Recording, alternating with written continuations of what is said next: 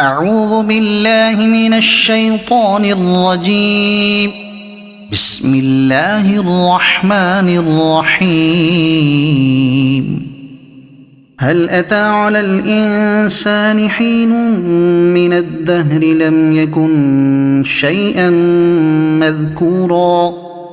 إنا خلقنا الإنسان من نطفة أمشاج نبتليه فجعلناه سميعا بصيرا إنا هديناه السبيل إما شاكرا وإما كفورا إنا أعتدنا للكافرين سلاسل وأغلالا وسعيرا إن الأبرار يشربون من كأس كان مزاجها كافورا عينا يشرب بها عباد الله يفجرونها تفجيرا يوفون بالنذر ويخافون يوما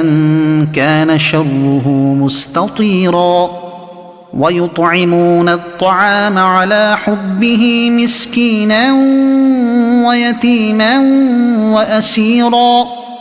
إنما نطعمكم لوجه الله لا نريد منكم جزاء ولا شكورا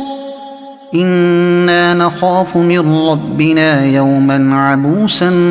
قمطريرا فوقاهم الله شر ذلك اليوم ولقاهم نضرة وسرورا وجزاهم بما صبروا جنة وحريرا متكئين فيها على الأرائك لا يرون فيها شمسا ولا زمهريرا ودانية عليهم ظلالها وذللت قطوفها تذليلا ويطاف عليهم بآنية من فضة وأكواب كانت قوارير من فضة قدروها تقديرا ويسقون فيها كأسا كان مزاجها زنجبيلا عينا فيها تسمى سلسبيلا ويطوف عليهم ولدان مخلدون إذا رأيتهم حسبتهم لؤلؤا منثورا وإذا رأيت ثم رأيت نعيما وملكا كبيرا عاليهم ثياب سندس خضر واستبرق وحلوا أساور من فضة وسقاهم ربهم شرابا طهورا إن هذا كان لكم جزاء وكان سعيكم مشكورا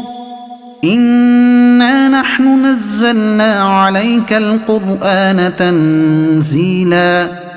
فاصبر لحكم ربك ولا تطع منهم آثما أو كفورا واذكر اسم ربك بكرة وأصيلا ومن الليل فاسجد له وسبحه ليلا طويلا إن هؤلاء يحبون العاجلة ويذرون وراءهم يوما ثقيلا نحن خلقناهم وشددنا أسرهم وإذا شئنا بدلنا أمثالهم تبديلا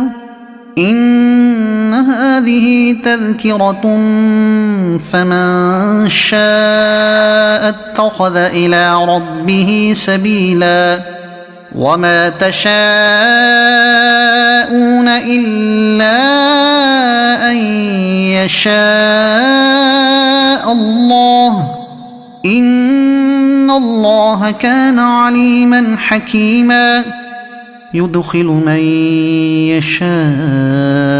في رحمته والظالمين أعد لهم عذابا أليما صدق الله العظيم.